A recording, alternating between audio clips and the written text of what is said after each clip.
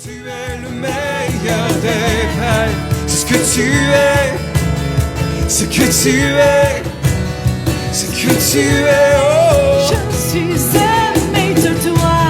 C'est ce que je suis, ce que je suis, ce que je suis.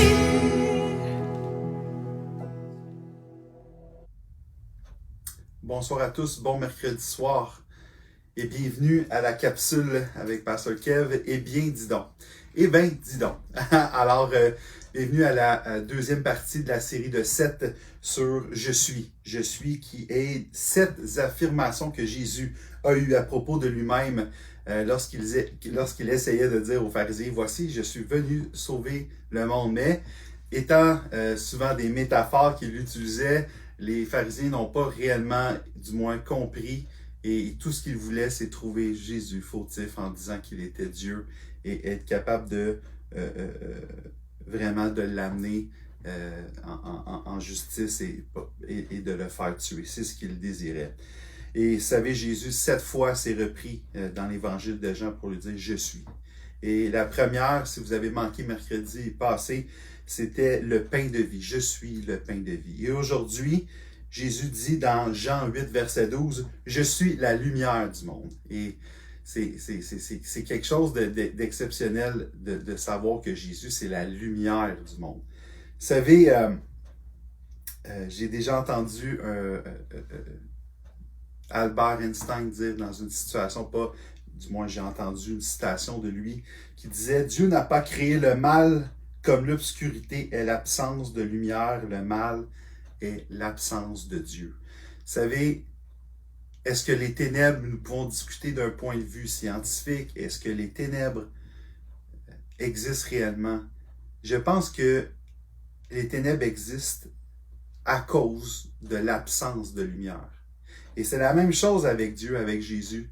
Si nous sommes ténébreux en tant que personnes, et vous avez des personnes qui sont sombres, des personnes qui sont remplies de malice, d'esprit mauvais, avec un esprit mauvais, vous savez, c'est souvent parce qu'il y a absence de Dieu, absence de lumière de Christ dans leur vie. Et je pense que si Jésus a amené ce point-là en deuxième, c'est parce qu'il était important. Et non, les autres le sont tout autant. Mais il voulait vraiment amener, dire, écoute, je suis la lumière, vous ne me reconnaissez pas, vous ne voyez pas qui je suis. Allons lire le texte dans Jean 8, verset 12. Jean 8, verset 12. Alors, pendant que tu t'installes pour lire avec nous, 8, 12, dans le fond, Jésus parle, c'est le discours sur sa mission divine, comme je disais. 8, 12. Jésus leur parla de nouveau, pour une seconde fois. Je suis la lumière du monde. Celui qui me suit ne marchera pas dans les ténèbres, mais il aura la lumière de la vie. Là-dessus, les pharisiens lui disent, tu rends témoignage de toi-même. Ton témoignage n'est pas vrai. Jésus leur répondit, quoique je rende témoignage de moi-même, mon témoignage est vrai, car je sais d'où je suis venu et où je vais. Mais vous ne savez d'où je viens ni où je vais. Vous jugez selon la chair. Moi, je ne juge personne. Et Jésus essaie de se justifier, mais en même temps, il a toutes les raisons du monde. Il veut simplement, la seule chose qu'il veut, c'est sauver le monde, incluant les personnes qui sont en train de le persécuter. Il désire sauver ces personnes-là. Et on en a la preuve avec Nicodème. Nicodème étant l'un d'eux. Et a désiré avoir la nouvelle naissance. Il a vu la lumière au travers de Jésus. Il a vu la lumière jaillir. Et je pense que c'est un petit peu la même chose que Jésus s'attend de nous. À ce qu'on soit la lumière et non pas des ténèbres. Vous savez, si nous sommes des chrétiens qui tendent à être sombres, c'est que la lumière disparaît un temps soit peu. Elle disparaît. Et ça, simplement, c'est de ne pas garder sa lampe bouillante. C'est-à-dire, on ne remplit pas d'huile notre lampe. Et il faut, je pense, nous avons un travail pour que la lampe puisse rester allumée, que nous puissions voir la lumière. Hein? Je pense que nous avons un travail et de garder cette lumière-là active. C'est la lumière de Christ. C'est exactement ça. Et je pense que, au même titre que Jésus se laisse poser des questions, hein, parce que les pharisiens posent une question, Jésus répond. Nous pouvons aussi demander à Jésus Comment puis-je être une lumière dans la société d'aujourd'hui, en 2021, en pleine pandémie? Comment puis-je être une lumière? Et vous savez, vous et moi, nous n'avons pas les mêmes intentions que les pharisiens. Essayer de culpabiliser Jésus pour quelque chose qui voulait simplement venir nous sauver. Il voulait venir sauver ces personnes-là qui étaient au-devant de lui. La même chose que Jésus aura lorsque tu poseras la question. La même intention que Jésus a à ton égard, c'est de te sauver, de te ramener dans la lumière, de t'aider à t'épanouir en tant qu'enfant de Dieu. N'est-ce pas le plan divin? Jésus désire que tu sois une lumière. Jésus dit, je suis la lumière. Je suis la lumière. Et si on regarde encore au verset 12, je suis la lumière du monde. Celui qui me suit ne marchera pas dans les ténèbres, mais il aura la lumière de la vie. La clé ici, c'est de suivre Jésus. Et suivre Jésus, c'est quelque chose d'aussi banal que j'ai entendu. Puis je dis banal parce que aujourd'hui, on s'en sert peut-être un peu moins, mais tu sais, le WWFJ, qui veut dire What will Jesus do? Qu'est-ce que Jésus ferait à ta place? C'est ça, suivre Jésus dans ce que tu fais, dans ton comportement, dans qu'est-ce que tu fais comme action, comment tu gères tes finances, comment tu gères ton mariage, comment tu gères toute ta famille, comment tu gères ton travail, comment tu vis ta vie en Christ. Est-ce que tu suis réellement Jésus? Et la question se pose, et tu peux la poser à Jésus. Comment puis-je te suivre de sorte à ce que je puisse briller comme toi tu le fais, comme tu le fais en étant persécuté face à des personnes hostiles au-devant de toi? Je pense que nous sommes remplis de personnes hostiles à l'Évangile, parce qu'ils ne désirent carrément pas entendre parler de Jésus. Ils ont déjà entendu parler de Jésus. Ils ont déjà une expérience. Vous savez, comme nous, comme Québécois, nous avons déjà des expériences de société avec les religions, avec le catholicisme et toutes les choses qui se sont passées. Et malheureusement, là où est-ce qu'il a eu des ténèbres, et là je ne parle pas d'aucunement d'une religion quelconque ou de personne quelconque, mais vous savez, là où est-ce qu'il y a eu de l'homme, il y a eu beaucoup de choses qui se sont passées et malencontreusement, ça s'est tourné contre nous. Et les gens ont associé Dieu, ils ont associé Jésus aux fautes de l'homme. Et c'est là le problème, c'est que la lumière de Jésus, personne ne pourra l'éteindre. Et si j'ai quelque chose ce soir à te dire, c'est que personne ne peut réussir à t'éteindre. Celui qui a l'amour de Dieu, rien ne peut te séparer de Jésus. Ni les dominations, ni les principautés, ni les tentations, les esprits malins. Rien ne peut te séparer de l'amour de Jésus. Parce que Jésus est avec toi. Et si toi, tu suis Jésus, tu fais partie de cette lumière-là dans ta communauté. Tu fais partie de cette lumière-là qui fait un changement, un bouleversement positif auprès des gens qui t'entourent. Et Jésus le dit, je suis la lumière et celui qui me suit est vraiment, il aura la lumière de la vie. C'est clairement ça, Jésus dit, tu auras la lumière de la vie. Les ténèbres, c'est l'absence de lumière. Vous savez, si on se laisse aller, on devient un petit peu de plus en plus au compte-gouttes ténébreux. On sombre. Et c'est pour ça que c'est important de juste prendre une considération là-dessus et de dire, nous devons s'approcher de Jésus. Et Jésus étant la lumière propre, la lumière vivante. Vous savez, si je me mets tout près de la lumière, je vais être beaucoup plus, disons, flamboyant, je vais être illuminé. Je vais avoir une lumière qui va abonder autour de moi. Si je m'éloigne de la lumière, tranquillement, pas vite, qu'est-ce qui arrive? Nous sombrons. Et c'est certainement une des choses, les pires qui peut nous arriver en tant que chrétiens, c'est de sombrer. Et nous devons avoir la lumière de Jésus. Et la clé, il dit simplement, il dit, celui qui me suit ne marche pas dans les ténèbres. Nous devons suivre et pas juste dire je suis Jésus. Vous savez, on le dit, mais c'est les actions qui qui démontre les réelles intentions.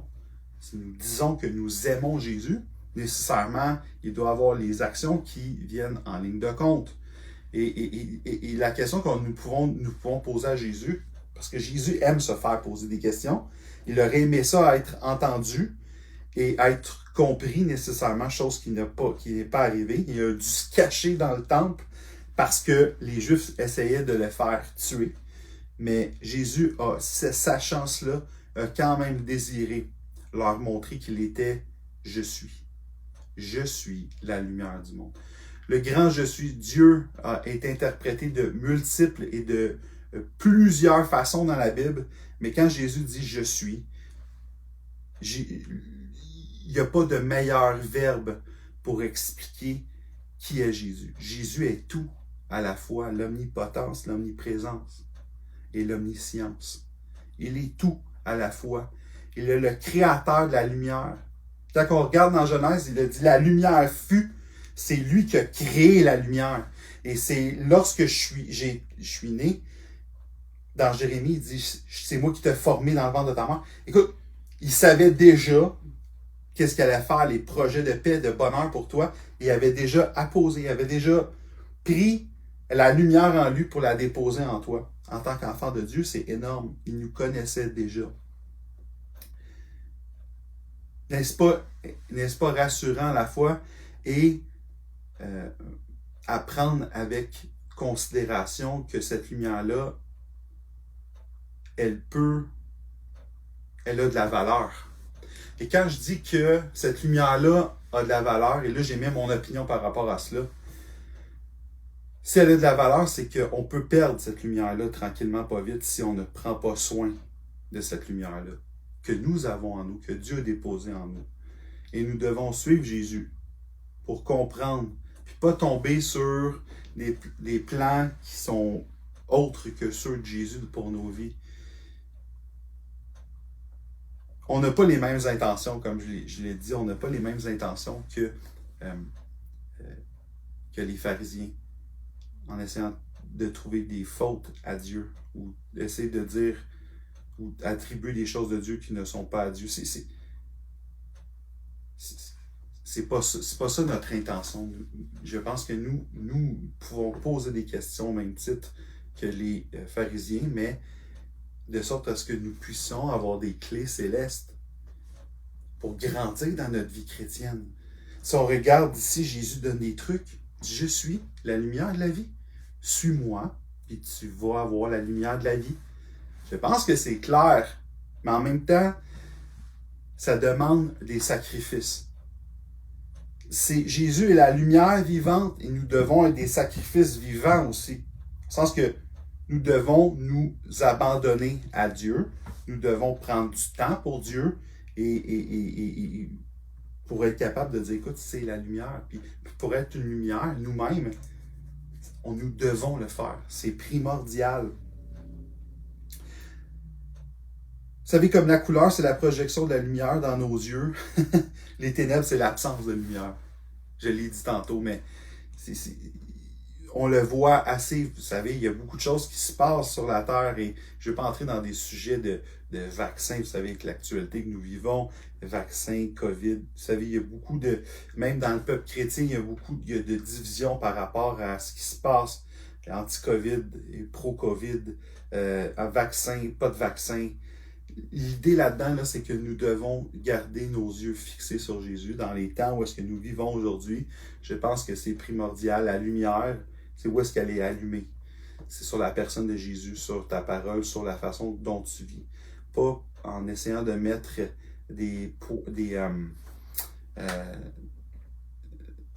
d'avant-plan, des plans pour contrecarrer ce que Dieu fait, puis avec tout ce que nous vivons aujourd'hui, on sait qu'il y a des choses qui se trament. La parole de Dieu nous dit dans Matthieu 24 qu'il y a des choses qui se passent. Mais restons concentrés sur la parole de Dieu. Jésus est le grand je suis. Si on se pose des questions, Jésus a les affirmations. Pose ta question, Jésus va t'affirmer. Jésus va te donner.